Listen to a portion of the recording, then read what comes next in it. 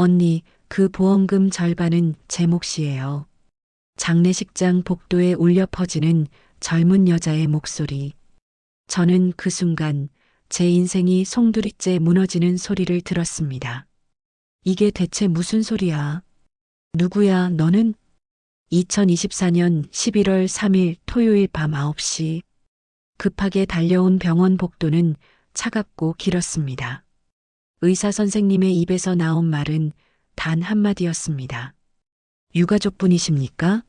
유감스럽지만 환자분은 이미 그 순간부터 제 귀에는 아무 소리도 들리지 않았습니다.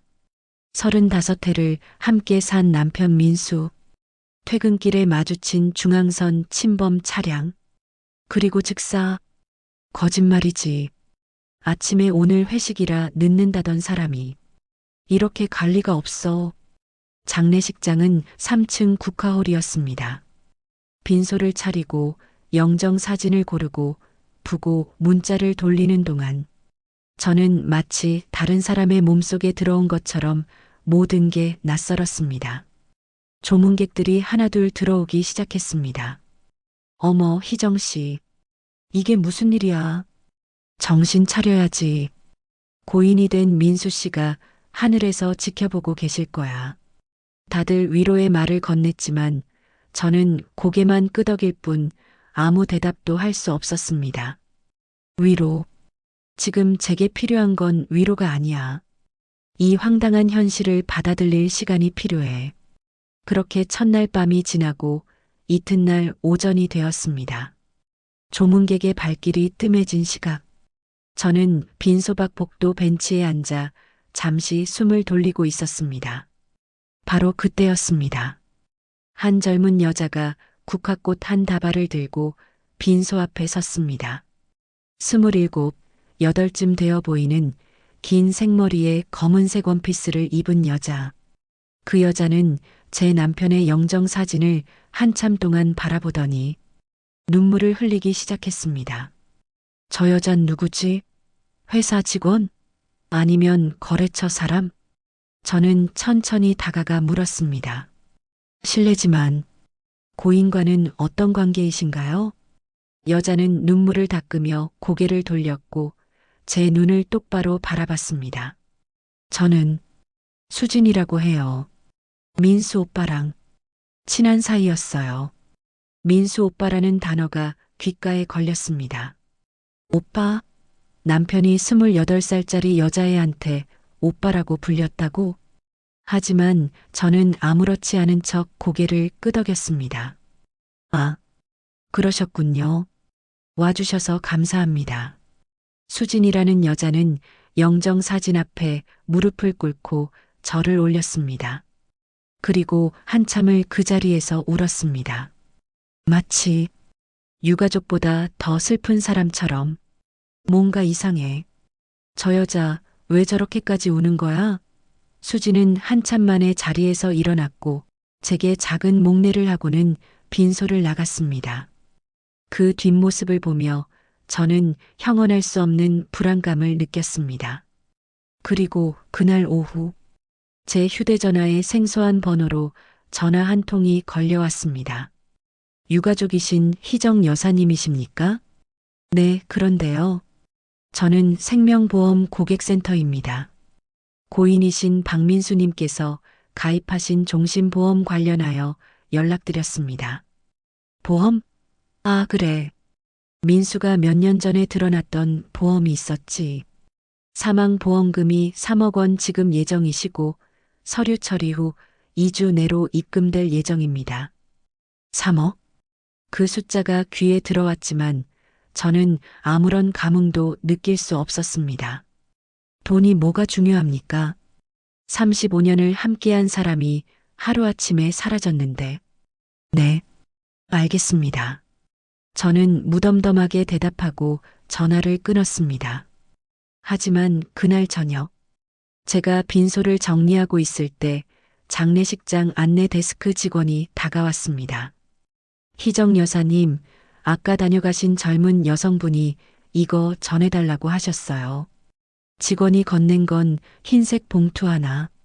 봉투를 열자 편지지 한 장이 들어 있었습니다. 언니, 정말 죄송하지만 꼭 드릴 말씀이 있어요. 내일 오전 10시 남산 카페 그린힐에서 뵐 수 있을까요? 수진. 내일? 드릴 말씀? 대체 무슨 말을 하겠다는 거야? 그날 밤 저는 잠을 이룰 수 없었습니다. 남편의 죽음도 3억이라는 보험금도, 그리고 무엇보다 수진이라는 여자가 남긴 그 한 줄의 메시지가 머릿속을 떠나지 않았습니다. 뭔가 잘못됐어. 이 모든 게 너무 이상해. 다음 날 아침 9시 50분 저는 약속 장소인 남산 카페 앞에 도착했습니다. 10시 정각 수진이 나타났습니다. 그 여자는 제 맞은편에 앉더니 한참을 말없이 커피만 젓다가 입을 열었습니다. 언니, 제가 이런 말씀드리는 게 정말 죄송하지만 어쩔 수가 없어서요. 무슨 말씀이세요? 수지는 가방에서 서류 한 장을 꺼내 제 앞에 내밀었습니다. 민수 오빠가 돌아가시기 한 달 전에 저한테 이 서류를 보여주셨어요. 보험금 수익자 변경 신청서예요. 뭐, 수익자 변경? 그리고 오빠가 그러셨어요. 만약 내게 무슨 일이 생기면 보험금 절반은 수진이 내 거야. 라고요. 그 순간 카페 안의 모든 소리가 멈춘 것 같았습니다. 언니, 그 보험금 절반은 제 몫이에요. 수진의 눈빛은 차갑고 단호했습니다. 이 여자가 지금 뭐라는 거야? 저는 온몸에 소름이 돋는 것을 느꼈습니다. 남편의 죽음, 3억의 보험금, 그리고 이 낯선 여자의 등장. 이 모든 게 우연일까요? 저는 천천히 수진의 얼굴을 바라봤습니다. 좋아. 내가 어떤 여자인지, 어떤 수작을 부리려는 건지, 내가 똑똑히 밝혀내고 말 테니까. 그런데 그 순간 수진의 가방에서 무언가가 흘러나왔습니다. 그건 제 남편과 수진이 함께 찍은 사진이었습니다. 언니, 저와 민수 오빠는 단순한 사이가 아니었어요. 수진의 입에서 나온 그 한마디가 제 심장을 얼어붙게 만들었습니다. 저는 커피잔을 든 손이 떨리는 걸 느끼며 최대한 침착하게 물었습니다. 무슨 뜻인가요? 수진은 가방에서 사진 한 장을 더 꺼내 테이블 위에 놓았습니다. 제주도 바닷가, 석양을 배경으로 활짝 웃고 있는 남편과 수진. 두 사람의 어깨가 자연스럽게 맞닿아 있었습니다. 작년 가을이었어요. 오빠가 출장 간다고 하셨을 때 사실은 저랑 제주도에 다녀오셨거든요. 작년 가을 남편이 3박 4일 부산 출장을 간다고 했던 그때 이 여자가 지금 뭐라는 거야? 출장이 아니라 불륜 여행이었다고? 그리고 이것도 보세요. 수지는 휴대전화를 꺼내 카카오톡 대화 내역을 보여줬습니다. 남편의 프로필 사진. 맞았습니다. 대화 내용들이 스크롤되어 지나갔습니다. 수진아, 오늘 회의 끝나고 보자.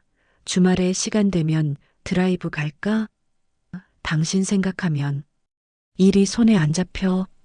저는 숨이 막히는 것 같았습니다. 35년을 한결같다고 믿었던 남편이 이렇게 뒤통수를 칠 줄은. 언니도 아시잖아요. 민수 오빠가 얼마나 다정한 분이셨는지. 수진의 목소리는 차분했지만 그 차분함이 오히려 더 잔인하게 느껴졌습니다. 그래서요? 그래서 지금 보험금을 나눠 가지자는 겁니까? 제 목소리가 처음으로 날카로워졌습니다. 수지는 잠시 머뭇거리다가 고개를 끄덕였습니다. 오빠가 돌아가시기 일주일 전에 저한테 전화하셨어요. 목소리가 이상하게 떨리더라고요. 뭔가 심상치 않아. 이 여자 준비를 단단히 하고 온 거야.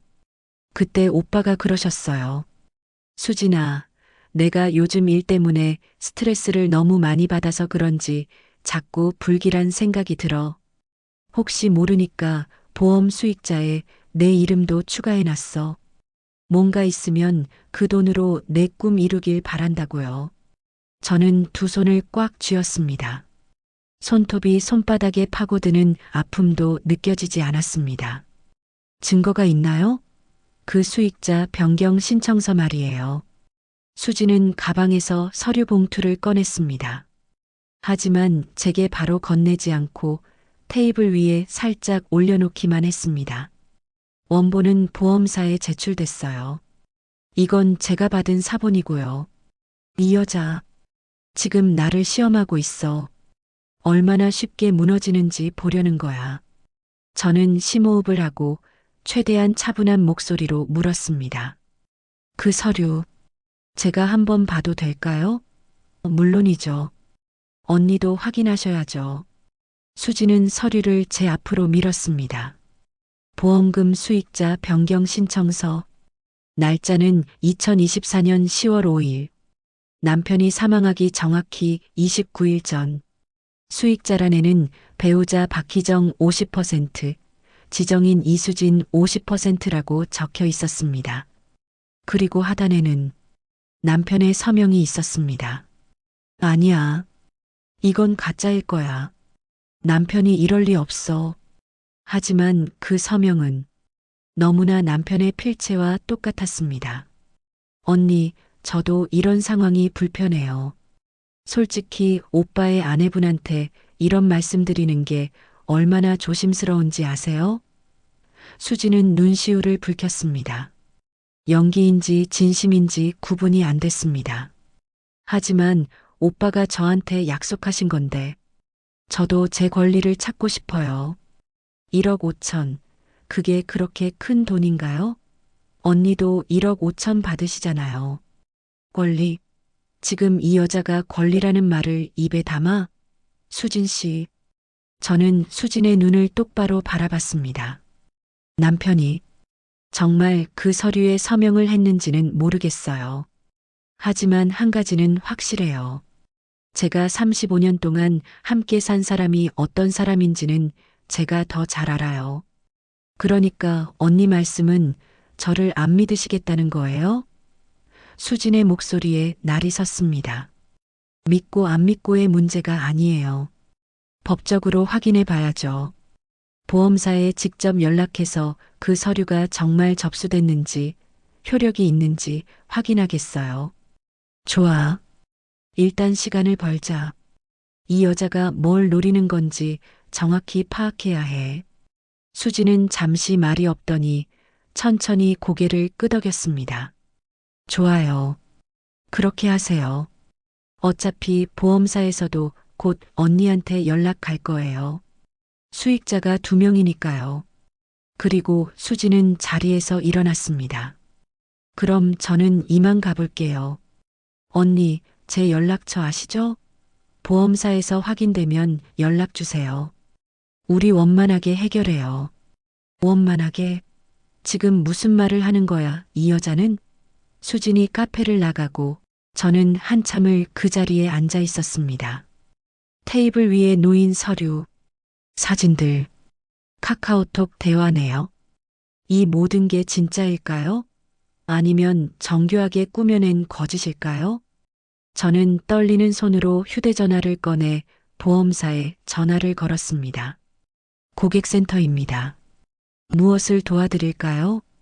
저 어제 사망보험금 건으로 연락받은 박희정인데요. 확인하고 싶은 게 있어서요. 네, 고객님. 말씀하세요. 혹시 수익자가 제 말고 또 있나요? 전화기 너머로 키보드 두드리는 소리가 들렸습니다. 그리고 잠시 후, 네, 고객님. 확인 결과 수익자가 2분이십니다. 배우자 박희정님 50%, 지정인 이수진님 50%로 등록되어 있습니다. 그 순간 세상이 무너지는 소리를 들었습니다. 접수 날짜가 언제죠? 10월 5일에 변경 신청이 접수되었고 10월 12일에 최종 승인되었습니다. 진짜였어. 이게 다 진짜였어. 남편은 정말로 날 배신한 거야. 저는 전화를 끊고 카페 밖으로 비틀거리며 나왔습니다. 거리의 사람들, 차들, 모든 게 흐릿하게 보였습니다. 그런데 그때 카페 건너편 골목에서 수진이 누군가와 통화하는 모습이 보였습니다. 수진은 주변을 경계하듯 두리번거리더니 골목 안쪽으로 들어갔습니다. 저는 본능적으로 수진을 따라갔습니다. 조심스럽게 골목 입구에서 멈춰서서 귀를 기울였습니다. 응, 잘 됐어. 그 여자 완전히 당황한 표정이었어. 이제 시간 문제야. 수진의 목소리였습니다. 아까 그 눈물 어린 목소리와는 전혀 달랐습니다. 차갑고 냉정했습니다. 박 과장님도 준비 다 됐죠? 서류는 완벽하게 처리됐고, 그래, 2주 후면 돈 들어온다고 했잖아. 그럼 약속대로 반반. 박 과장, 보험사 사람? 걱정하지 마. 남편 필체는 내가 3달 동안 연습했어. 보험사 직원도 못 알아봤다니까. 완벽해. 저는 온몸에 전율이 흘렀습니다. 필체를 연습했다고? 그럼 그 서류는 위조된 거였어? 그래.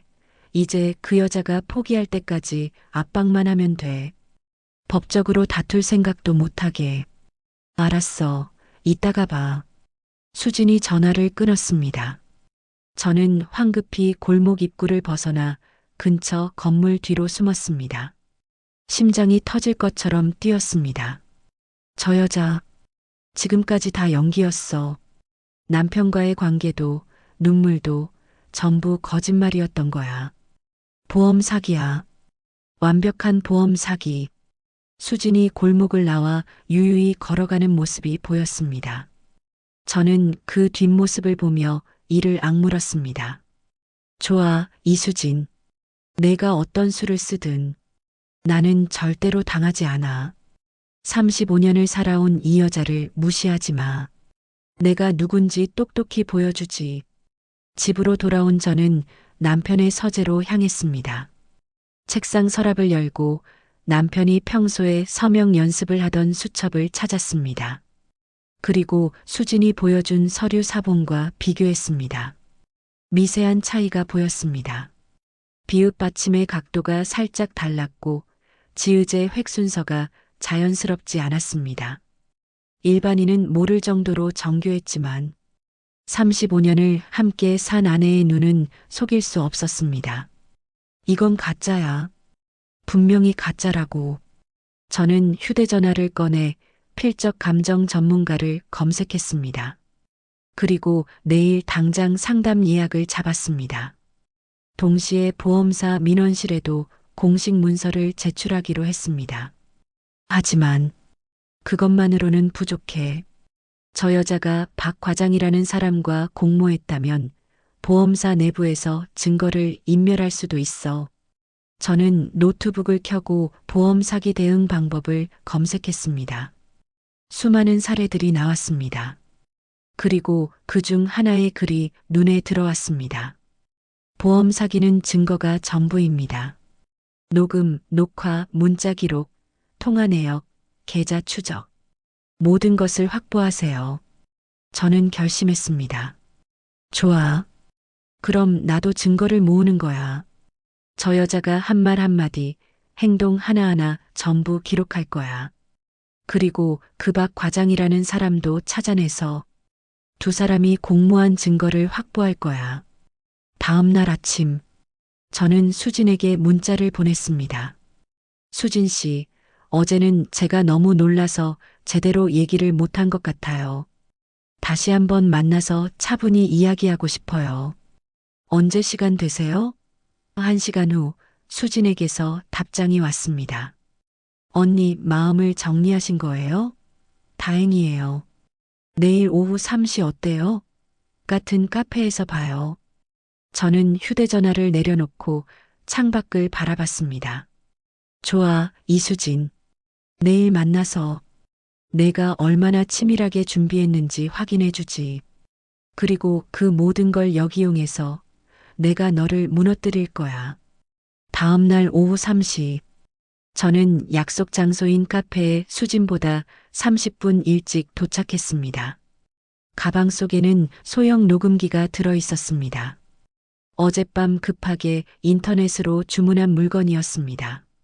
녹음 버튼을 누르고 가방을 테이블 위에 자연스럽게 올려놓았습니다. 준비 완료. 이제 내 본색을 드러내봐, 이수진. 정각 3시. 수진이 환한 미소를 지으며 들어왔습니다. 언니 기다리셨어요? 죄송해요. 아니에요. 저도 방금 왔어요. 앉으세요. 수진은 제 맞은편에 앉으며 가방에서 서류 봉투를 꺼냈습니다. 언니, 어제 집에 가서 생각해 봤어요. 제가 너무 급하게 말씀드린 것 같아서요. 언니 입장도 이해해요. 갑자기 이런 얘기 들으면 당황스러우시겠죠. 목소리는 부드러웠지만 저는 이제 알았습니다. 이 여자의 모든 게 계산되어 있다는 걸. 그래서 말인데요, 언니. 제가 양보할게요. 양보? 갑자기 무슨 소리야? 보험금을 반반 나누자고 했지만 언니가 오빠의 아내시니까 6대 4로 하는 게 어때요? 언니가 1억 8천, 저는 1억 2천. 수진의 눈빛이 저를 살폈습니다. 제 반응을 떠보는 거였습니다. 저는 고개를 천천히 끄덕이며 말했습니다.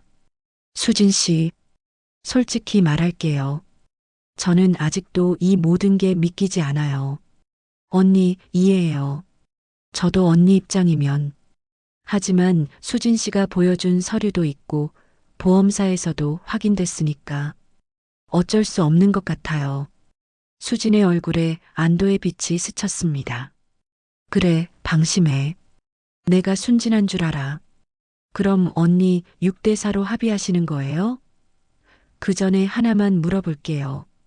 수진 씨와 우리 남편이 정말 그런 사이였나요? 수진은 잠시 망설이더니 고개를 끄덕였습니다. 사실대로 말씀드릴게요. 저는 작년에 오빠 회사에 인턴으로 들어갔어요. 그때 처음 만났고 오빠가 먼저 저한테 관심을 보이셨어요. 거짓말. 보험사 박 과장과 짜고 한 거면서 처음엔 그냥 상사로만 생각했는데 시간이 지나면서 정이 들었어요. 오빠도 저를 많이 아껴주셨고요. 수지는 눈시울을 붉혔습니다. 연기가 참 자연스럽네요. 그래서 보험금 수익자를 변경하신 거예요? 네. 오빠가 그러시더라고요. 언니한테는 집도 있고 예금도 있으니까 괜찮을 거라고. 대신 저한테 이걸로 미래를 준비하라고 하셨어요. 저는 커피를 한 모금 마시며 생각을 정리했습니다. 일단 이 여자를 믿는 척해야 해. 그래야 뒤에 있는 박 과장까지 끌어낼 수 있어. 알겠어요, 수진 씨. 6대 4로 하죠. 대신 조건이 있어요. 수진의 눈빛이 날카로워졌습니다. 조건이요? 보험사 처리 과정을 투명하게 공유해요. 서로 연락하면서 진행 상황을 확인하는 거예요. 어차피 우리 둘 다 수익자니까 함께 챙겨야죠. 아, 그거야 당연하죠. 좋아요. 수지는 다시 미소를 지었습니다. 하지만 저는 느꼈습니다. 순간 당황한 기색을. 뭔가 불편한 거지? 내가 보험사 절차에 관심을 갖는 게. 그럼 수진 씨, 보험사 담당자분 연락처 알려줄 수 있어요? 저도 직접 연락해서 확인하고 싶거든요. 담당자요? 아, 제가 받은 건 고객센터 번호밖에 없는데요. 담당 심사역은 따로 연락이 안 온다고 하더라고요. 거짓말. 어제 통화에서 박 과장 얘기했잖아. 그렇구나. 그럼 제가 고객센터에 직접 전화해서 담당자 배정 요청할게요. 금액이 크니까 직접 확인하는 게 나을 것 같아서요. 언니, 그럴 필요 없어요. 제가 중간에서 다 전달해 드릴게요. 괜히 언니가 스트레스 받으실 필요 없잖아요. 수진의 목소리에 초조함이 묻어났습니다. 저는 속으로 미소 지었습니다. 걸렸어. 내가 뭔가 숨기고 있다는 확실한 증거야. 아니에요. 제가 직접 하는 게 마음 편할 것 같아요. 수진 씨도 이해하시죠? 네. 그럼 언니 편한 대로 하세요. 수진은 어색하게 웃었습니다. 대화는 30분 정도 더 이어졌습니다. 수진은 남편과의 추억을 이야기했고 저는 고개를 끄덕이며 들었습니다. 모든 대화가 제 가방 속 녹음기에 고스란히 담기고 있었습니다. 카페를 나오며 수진이 말했습니다. 언니, 오늘 얘기해서 다행이에요. 우리 앞으로 자주 연락해요. 그럼요. 곧 연락드릴게요. 수진이 떠나고 저는 근처 벤치에 앉아 녹음 파일을 확인했습니다. 수진의 목소리가 선명하게 들렸습니다. 담당 심사역은 따로 연락이 안 온다. 제가 중간에서 다 전달해 드릴게요. 증거 확보. 1단계 성공. 이제 2단계야. 박 과장을 찾아내는 거. 저는 휴대전화를 꺼내 보험사 고객센터에 전화를 걸었습니다. 고객센터입니다. 저 박희정인데요. 남편 사망보험금 건으로 담당 심사역과 직접 통화하고 싶습니다. 고객님, 심사 담당자는 고객과 직접 통화는 어렵고요. 필요하신 내용을 말씀해 주시면 제가 전달해 드리겠습니다. 그럼 담당 부서만이라도 알려주실 수 있나요? 보험금 심사부입니다. 담당자는 개인정보라 알려드릴 수 없습니다. 보험금 심사부. 박 과장. 어제 수진이 통화할 때 들은 그 이름. 이제 찾아낼 일만 남았어. 집에 돌아온 저는 인터넷으로 조직도를 검색했습니다. 보험금 심사부 직원 명단은 공개되지 않았지만 회사 소개 페이지에 부서별 연락처가 있었습니다. 저는 내일 직접 보험사 본사에 방문하기로 결심했습니다. 다음 날 오전 10시 저는 보험사 본사 1층 로비에 서 있었습니다. 높은 천장과 대리석 바닥. 정장을 입은 직원들이 바쁘게 오가는 모습이 보였습니다. 저는 안내 데스크로 향했습니다. 어떻게 오셨습니까? 보험금 심사부에 상담 예약을 하고 싶은데요. 고객님, 보험금 관련 상담은 고객센터를 통해서만 가능합니다. 제가 직접 와야 할 일이 있어서요. 수익자 변경 서류 원본을 확인하고 싶습니다. 직원은 잠시 난감한 표정을 짓더니 내선 전화를 걸었습니다. 몇 마디 나누더니 저를 보며 말했습니다. 3층 상담실로 올라가시면 담당자가 나와 계실 겁니다. 감사합니다. 엘리베이터를 타고 3층에 올라갔습니다. 상담실 앞에 서 계신 분은 40대 중반으로 보이는 남자 직원이었습니다. 명찰에는 심사부 박진우 과장이라고 적혀 있었습니다. 박 과장, 바로 이 사람이야. 박희정 고객님이십니까? 네, 맞습니다. 이쪽으로 앉으시죠. 무엇을 도와드릴까요? 박 과장의 표정은 무척 자연스러웠습니다. 하지만 저는 느꼈습니다. 눈빛 깊은 곳의 경계심을. 남편 박민수의 보험금 수익자 변경 서류를 직접 확인하고 싶습니다. 고객님, 서류는 이미 적법하게 접수되었고 심사도 완료되었습니다. 특별히 문제될 건 없으신데요? 문제가 있습니다. 그 서명이 남편 것이 맞는지 확인이 필요해요. 박 과장의 얼굴이 미세하게 굳었습니다. 고객님, 저희가 이미 필적 확인 절차를 거쳤습니다. 문제 없습니다. 그래도 유가족으로서 원본을 보고 싶습니다. 법적으로 가능한 거 아닌가요? 잠시 침묵이 흘렀습니다. 박 과장은 컴퓨터 화면을 들여다보더니 말했습니다. 원본 열람은 가능하지만 신청서를 작성하셔야 하고 일주일 정도 소요됩니다. 일주일? 시간을 끄는 거야? 일주일이나 걸리나요? 서류 하나 보는데? 고객님, 원본은 별도 보관 창고에 있어서 시간이 필요합니다. 양해 부탁드립니다. 거짓말. 어제 수진이 통화할 때 서류는 완벽하게 처리됐다고 했잖아. 뭔가 조작할 시간이 필요한 거지? 알겠습니다. 그럼 신청서 작성하겠습니다. 그리고 하나 더 물어볼게요. 수익자가 2명일 경우 보험금은 어떻게 지급되나요? 각자 계좌로 따로 입금됩니다. 2주 후쯤 지급 예정입니다. 두 분 다 동시에 받는 건가요? 네, 같은 날 입금됩니다. 박 과장은 서류를 꺼내 제게 건넸습니다. 여기 작성하시면 됩니다. 저는 신청서를 받아들고 천천히 작성했습니다. 그런데 그때 박 과장의 휴대전화가 진동했습니다. 박 과장은 화면을 보더니 표정이 변했습니다. 저는 고개를 숙인 척하며 박 과장의 휴대전화 화면을 힐끗 봤습니다. 수진이라는 이름이 보였습니다.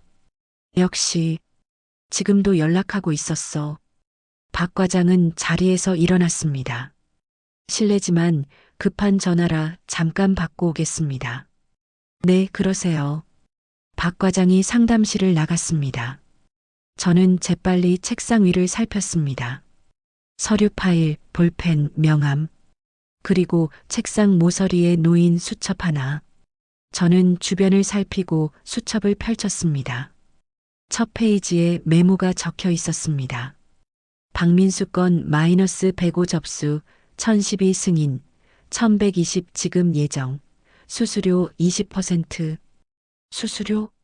이게 무슨 뜻이야? 저는 휴대전화로 그 페이지를 사진으로 찍었습니다. 그리고 재빨리 수첩을 원래 자리에 놓았습니다. 박 과장이 돌아왔습니다. 기다리게 해서 죄송합니다. 괜찮아요. 신청서 다 작성했습니다. 확인하겠습니다. 네, 잘 작성하셨네요. 일주일 후에 연락드리겠습니다. 감사합니다. 저는 상담실을 나왔습니다. 하지만 바로 나가지 않고 화장실에 들어가 기다렸습니다. 10분쯤 지났을까? 복도로 나와 조심스럽게 심사부 쪽을 살폈습니다. 박 과장이 다른 직원과 복도에서 대화하는 모습이 보였습니다. 요즘 수익자 변경 건이 많아서 힘들어요. 그러게. 서류 검토하느라 정신없지. 저는 그들이 사무실로 들어가자 재빨리 엘리베이터를 타고 1층으로 내려왔습니다.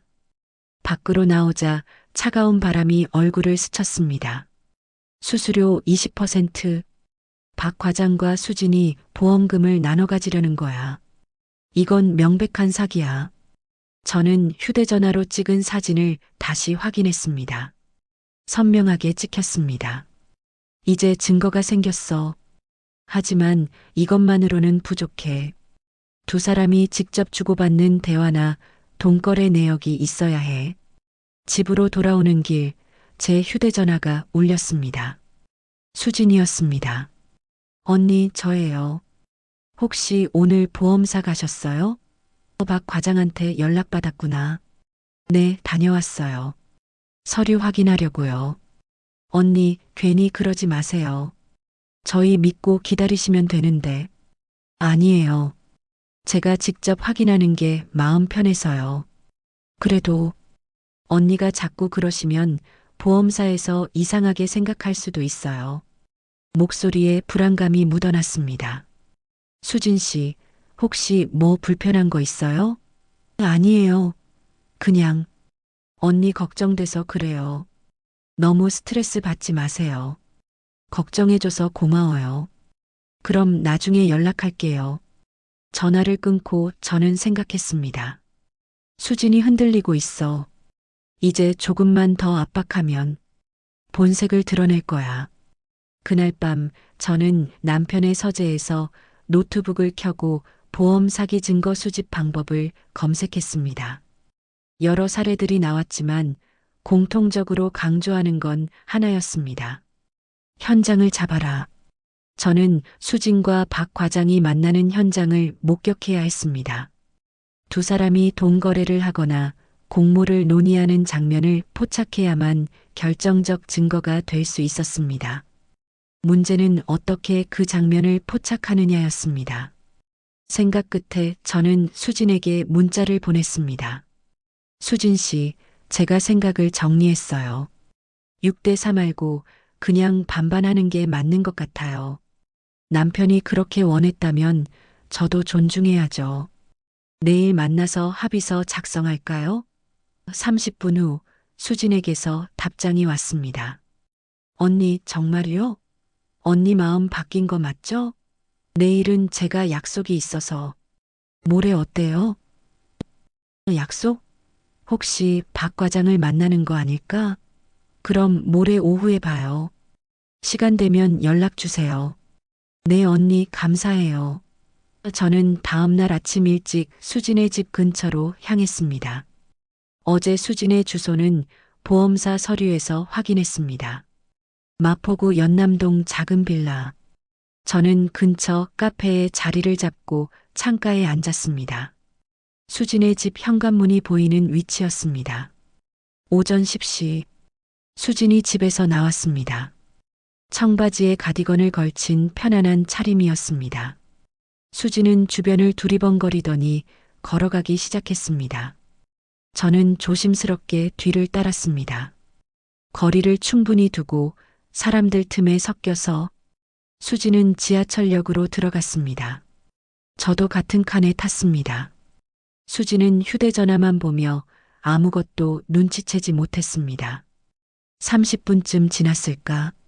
수진이 강남역에서 내렸습니다. 저도 뒤따라 내렸습니다. 수진은 역 근처 조용한 골목으로 들어갔습니다. 그리고 한 카페 앞에서 멈춰 섰습니다. 카페 올리유라는 간판이 보였습니다.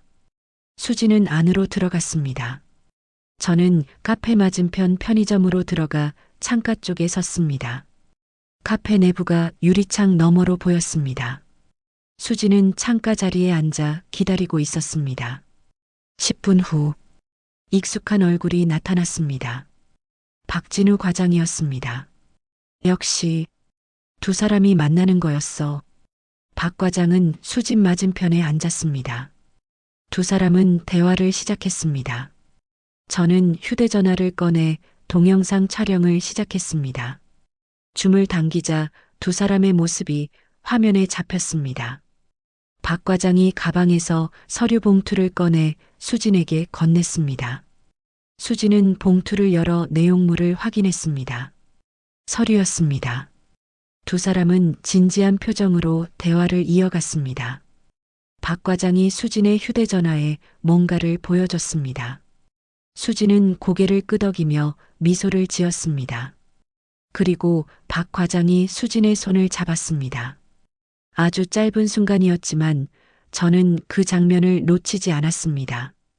두 사람의 관계가 단순히 공모자가 아니야. 더 깊은 관계야. 30분쯤 지나 두 사람이 자리에서 일어났습니다. 카페를 나온 두 사람은 나란히 걸었습니다. 저는 더 멀리 떨어져서 따라갔습니다. 두 사람은 근처 공원으로 들어갔습니다. 벤치에 나란히 앉은 두 사람. 박 과장이 수진의 어깨에 팔을 두르는 모습이 보였습니다. 저는 나무 뒤에 숨어 계속 촬영했습니다. 수진이 박 과장에게 뭔가 말했고 박 과장은 웃으며 대답했습니다. 그리고 수진이 말했습니다. 소리는 들리지 않았지만 입모양으로 알 수 있었습니다. 2주만 참자는 내용이었습니다. 박 과장이 고개를 끄덕였습니다. 그리고 두 사람은 다시 걸어갔습니다. 저는 그들을 따라가다가 멈춰 섰습니다. 이 정도면 충분해. 두 사람이 친밀한 관계라는 증거는 확보했어. 이제 결정적인 한 방이 필요해. 동거래 장면이나 직접적인 대화 내용. 집으로 돌아온 저는 촬영한 영상을 컴퓨터로 옮겼습니다. 화질은 선명했고 두 사람의 얼굴도 또렷하게 나왔습니다. 하지만 이것만으로는 법적 증거로 쓰기에 약했습니다. 친한 사이라고 둘러댈 수도 있으니까. 저는 다시 생각했습니다. 어떻게 하면 두 사람의 대화를 녹음할 수 있을까? 그때 제 휴대전화가 울렸습니다. 수진이었습니다. 언니, 내일 오후 3시에 우리 집에서 만날래요? 조용한 데서 합의서 작성하는 게 나을 것 같아서요. 수진의 집? 기회야. 좋아요. 주소 문자로 보내줘요. 네, 언니, 내일 봐요. 전화를 끊고 저는 생각했습니다. 수진의 집에 간다. 그럼 녹음기를 몸에 지니고 가야 해. 그리고 수진을 압박해서 진실을 털어놓게 만들어야 해. 저는 인터넷으로 초소형 녹음기를 검색했습니다. 옷에 부착할 수 있는 제품을 찾았고 당일 배송으로 주문했습니다. 다음 날 오후 2시 30분, 저는 수진의 집 앞에 도착했습니다. 옷 안쪽에는 녹음기가 부착되어 있었고 이미 녹음은 시작된 상태였습니다. 초인종을 눌렀습니다. 언니 왔어요? 들어와요. 수진이 문을 열었습니다.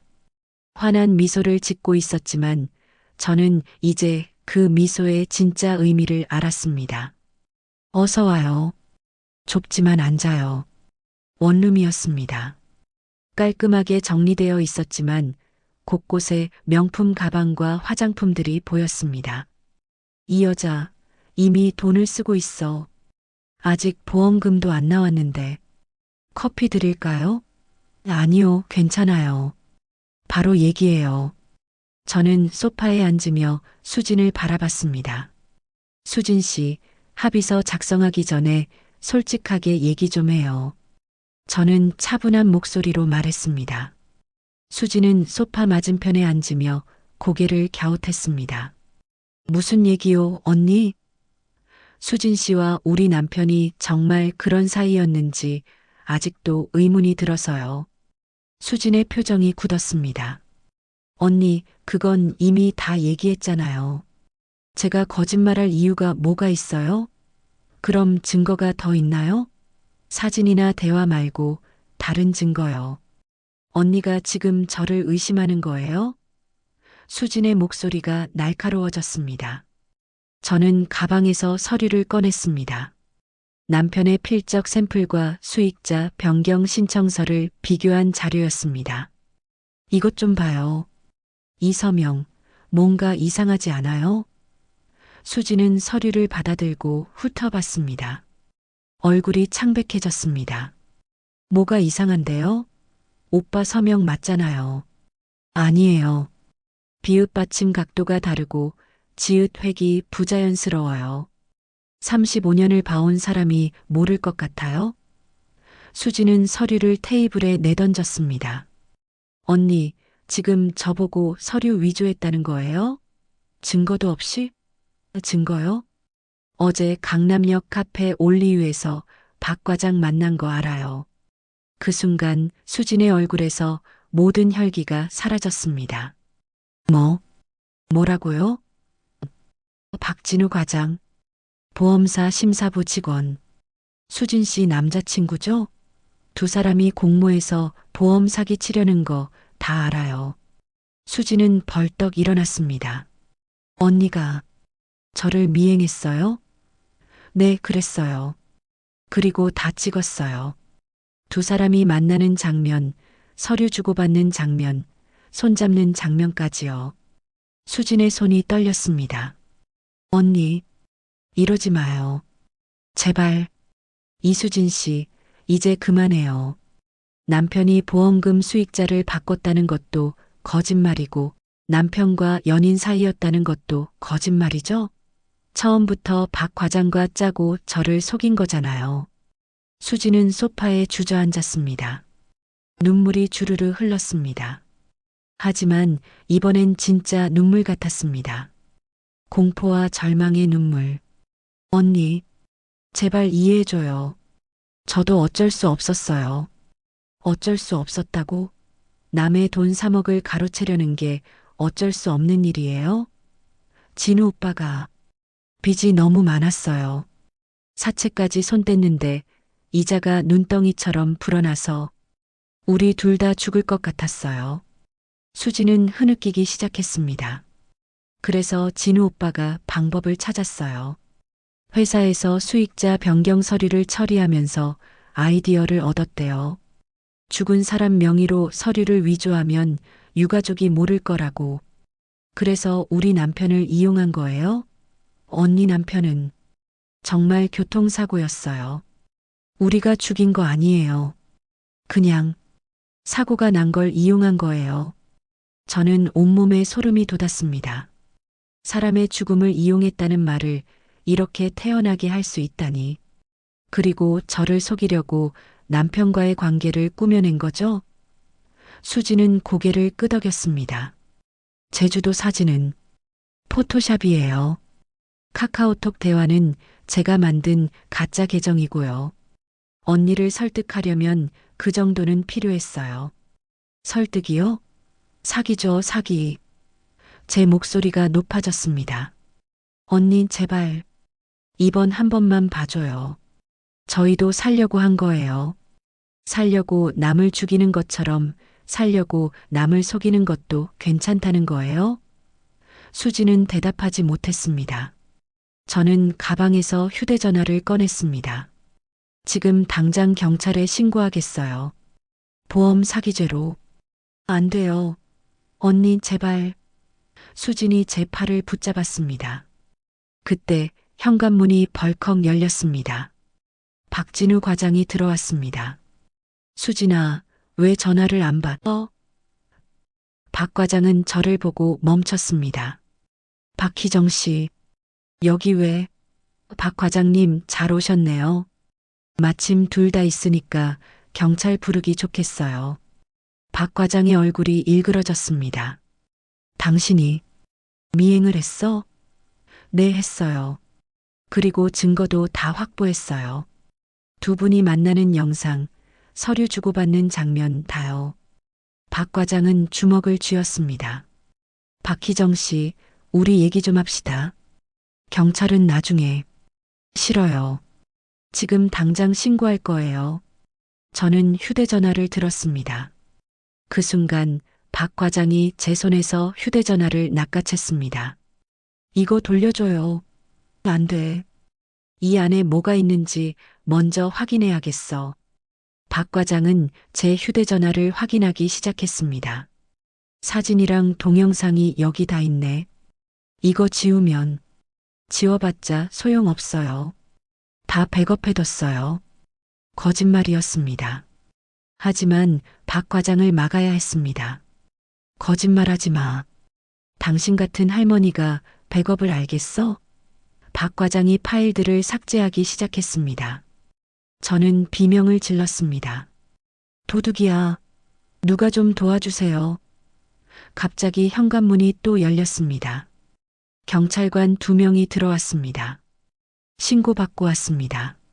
무슨 일이십니까? 저는 멍하니 경찰관들을 바라봤습니다. 신고? 제가 신고한 것도 아닌데? 경찰관 뒤로 한 남자가 들어왔습니다.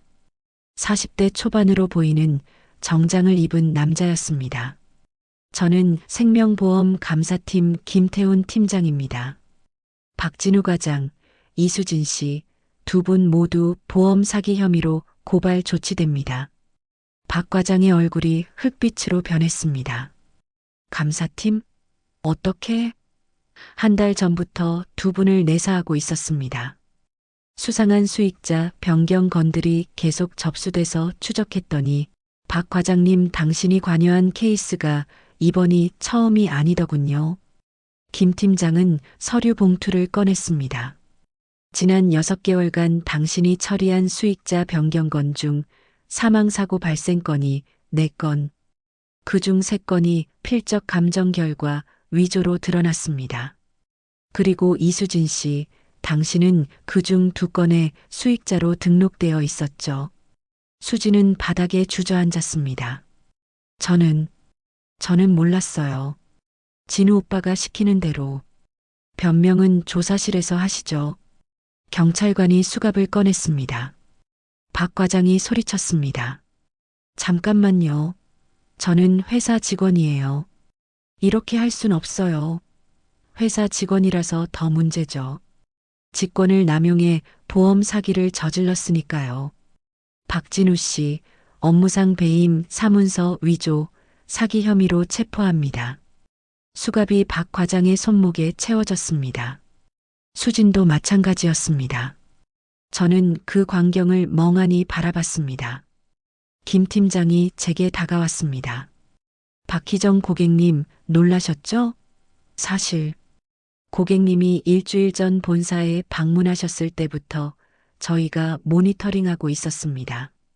그럼 제가 미행하고 증거 모은 건 큰 도움이 됐습니다. 고객님이 확보한 영상 자료, 녹음 파일 모두 증거로 제출 부탁드립니다. 덕분에 이 사건을 조기에 마무리할 수 있게 됐습니다. 저는 가슴이 뭉클했습니다. 제가 한 일이 헛되지 않았구나. 그럼 남편의 보험금은 당연히 정당한 수익자이신 고객님께 전액 지급됩니다. 위조된 서류는 모두 무효 처리되고 일주일 내로 입금 처리하겠습니다. 감사합니다. 제 목소리가 떨렸습니다. 경찰관들이 박 과장과 수진을 데리고 나갔습니다. 수진은 끌려가면서도 저를 돌아봤습니다. 언니, 미안해요. 정말 미안해요. 저는 대답하지 않았습니다. 미안하다는 말로 용서받을 수 있는 일이 아니었으니까요. 집으로 돌아온 저는 소파에 앉아 한참을 멍하니 있었습니다. 지난 일주일이 주마등처럼 스쳐 지나갔습니다. 남편의 죽음, 수진의 등장, 보험금 분쟁, 미행과 증거 수집, 모든 게 악몽 같았습니다. 그런데 문득 뭔가 석연치 않은 부분이 떠올랐습니다. 남편의 죽음, 정말 단순한 교통사고였을까? 저는 남편의 서재로 갔습니다. 책상 서랍을 하나씩 열어 뒤지기 시작했습니다. 뭔가 있을 것 같았습니다. 남편이 남긴 흔적이. 세 번째 서랍 깊숙한 곳에서 USB 하나를 발견했습니다. 낡은 USB였습니다. 라벨에는 중요라고만 적혀 있었습니다. 저는 노트북을 켜고 USB를 꽂았습니다. 파일이 하나 있었습니다. 희정에게 MP4. 심장이 두근거렸습니다. 파일을 클릭했습니다. 화면에 남편의 얼굴이 나타났습니다. 서재 책상 앞에 앉아 카메라를 보고 있는 남편. 날짜는 2024년 10월 28일. 사망 6일 전이었습니다. 여보, 이 영상을 보고 있다면 나한테 무슨 일이 생긴 거겠지. 남편의 목소리가 떨리고 있었습니다. 미안해. 당신한테 말 못한 게 있어. 사실 나 한 달 전부터 협박을 받고 있었어. 협박? 회사 후배 중에 박진우라는 친구가 있어. 그 친구가 나한테 접근해서 보험금 수익자를 바꾸라고 협박했어. 내가 5년 전에 회사 돈을 잠깐 빌려 쓴 적이 있는데 그 증거를 가지고 있다면서. 저는 화면을 응시했습니다. 남편의 표정이 일그러져 있었습니다. 거절했지. 당연히 거절했어.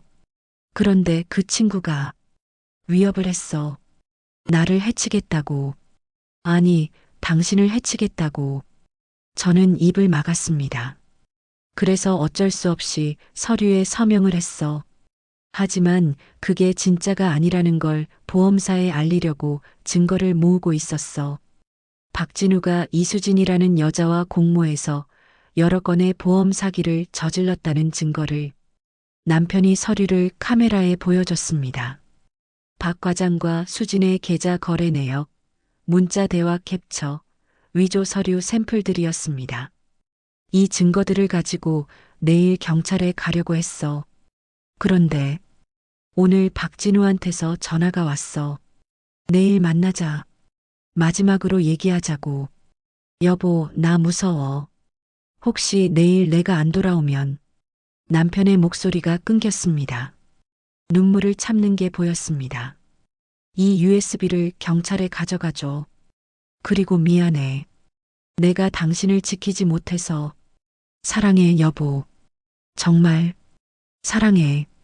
영상이 끝났습니다.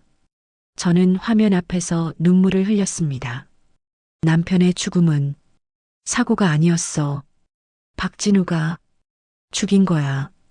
저는 떨리는 손으로 휴대전화를 들었습니다. 김 팀장에게 전화를 걸었습니다. 팀장님, 저 박희정입니다. 급하게 드릴 말씀이 있어요. 무슨 일이십니까? 제 남편, 교통사고가 아니었어요. 박진우가 죽인 겁니다. 증거가 있어요. 다음 날 오전, 저는 경찰서 조사실에 앉아 있었습니다. 형사 2명과 김 팀장이 남편의 USB를 확인하고 있었습니다.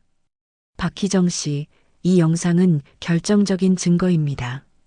남편분이 협박받았다는 진술과 증거 자료들, 교통사고를 재수사해야겠습니다. 담당 형사가 말했습니다. 사고 당일 블랙박스 영상을 다시 분석하겠습니다. 중앙선 침범 차량의 운전자도 재조사하고요. 그 운전자, 혹시 박진우와 연결된 사람 아닐까요? 제가 물었습니다. 가능성이 높습니다. 박진우를 긴급 재체포해서 살인 혐의로 조사하겠습니다. 사흘 후 경찰에서 연락이 왔습니다. 박희정 씨, 진전이 있습니다. 사고 차량 운전자를 추적한 결과 박진우의 대학 동기로 밝혀졌습니다. 그리고 사고 전날 박진우가 그 사람 계좌에 500만 원을 입금한 기록이 있습니다. 운전자가 자백했습니다. 박진우가 돈을 주고 남편분을 치라고 사주했다고요. 계획적 살인입니다. 저는 전화기를 쥔 손이 떨렸습니다. 역시 남편은 죽임을 당한 거였어. 박진우는 살인교사, 보험사기, 업무상 배임 등 여러 혐의로 구속 기소될 예정입니다. 이수진도 공모 혐의로 추가 조사 중이고요. 이수진은 남편 살해 건도 알고 있었나요? 아직 확실하지 않습니다. 하지만 최소한 사기 공모는 확실합니다. 일주일 후 보험금 3억 원이 제 계좌에 입금되었습니다. 통장 잔액을 확인하는 순간 저는 복잡한 감정에 휩싸였습니다. 이 돈으로 남편을 되살릴 수 있다면 얼마든지 포기할 텐데. 하지만 세상은 그렇게 돌아가지 않았습니다. 한 달 후 재판이 시작되었습니다. 저는 방청석에 앉아 피고인석의 박진우를 바라봤습니다. 그는 초췌한 모습으로 고개를 숙이고 있었습니다. 피고인 박진우는 피해자 박민수를 살해하도록 사주하고 보험금 3억 원을 가로채려 한 혐의로 기소되었습니다. 피고인, 혐의를 인정합니까? 판사가 물었습니다. 박진우는 한참을 침묵하다가 고개를 끄덕였습니다. 인정합니다. 법정이 술렁였습니다. 사채 빚 2억을 갚기 위해, 그리고 이수진과 새 출발을 하기 위해 돈이 필요했습니다. 박민수 씨가 거절하자 제가 미쳤습니다. 용서를 구할 자격도 없지만 정말 죄송합니다. 박진우가 저를 바라봤습니다. 눈물을 흘리고 있었습니다. 하지만 저는 아무 감정도 느껴지지 않았습니다. 이수진은 별도 재판을 받았습니다. 살인 사주 혐의는 벗었지만 보험 사기 공모죄로 징역 3년을 선고받았습니다. 박진우는 살인 교사와 사기 혐의로 징역 15년을 선고받았습니다. 재판이 끝나고 법정을 나오는데 이수진의 어머니로 보이는 여자분이 제게 다가왔습니다. 죄송합니다. 제가 딸을 잘못 키웠습니다. 용서해 주세요. 60대 초반으로 보이는 그 여자분은 제 앞에 무릎을 꿇었습니다. 일어나세요. 어머님 잘못이 아니에요. 저는 그분을 일으켜 세웠습니다. 그래도 제 딸이 저지른 일인데 이제 그만하세요. 수진 씨가 죗값을 치르는 걸로 충분합니다. 그날 밤 저는 남편의 영정사진 앞에 앉았습니다. 여보, 이제 끝났어요. 당신을 죽인 사람들 모두 벌 받았어요. 이제 편히 쉬세요. 촛불이 흔들렸습니다. 마치 남편이 대답하는 것처럼. 6개월 후 저는 작은 시골 마을로 이사했습니다. 남편과 젊은 시절 신혼여행 갔던 강원도 속초. 바다가 보이는 작은 집을 얻었습니다. 매일 아침 바닷가를 산책하며 남편을 떠올렸습니다. 보험금은 대부분 기부했습니다. 교통사고 유가족 돕기 단체와 사기 피해자 지원 기관에 나눠서요. 제게 필요한 건 큰 돈이 아니라 평온한 일상이었으니까요. 어느 날 산책을 마치고 집으로 돌아오는 길에 우편함에 편지 한 통이 있었습니다. 교도소에서 온 편지였습니다. 이수진이 보낸 것이었습니다. 언니 용서를 구하려고 이 편지를 쓰는 건 아니에요. 저는 용서받을 자격이 없으니까요. 다만 언니께 감사하다는 말을 전하고 싶었어요. 언니가 경찰에 신고하지 않았다면 저는 더 큰 죄를 저질렀을 거예요. 여기서 반성하며 지내고 있습니다. 언니, 부디 행복하세요. 저는 편지를 접어 서랍에 넣었습니다. 용서는 아니지만 그 아이도 자신의 삶을 되돌아보고 있다는 게 다행이었습니다. 저녁이 되자 저는 베란다에 앉아 바다를 바라봤습니다. 석양이 수평선 너머로 지고 있었습니다. 여보, 보고 있죠? 저 이제 괜찮아요. 당신 없이 사는 게 처음엔 너무 힘들었지만 이제는 혼자서도 웃을 수 있게 됐어요. 당신이 마지막으로 남긴 그 영상, 저를 지키려고 얼마나 두려웠을까요? 하지만 당신 덕분에 저는 진실을 찾았고 정의가 이뤄지는 걸 봤어요.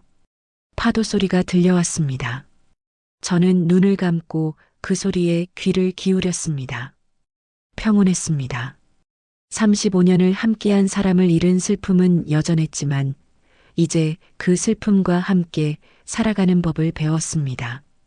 그리고 그게 제가 남편에게 줄 수 있는 마지막 사랑이라고 생각했습니다. 잘 살아가는 것. 그게 남은 사람의 몫이니까요.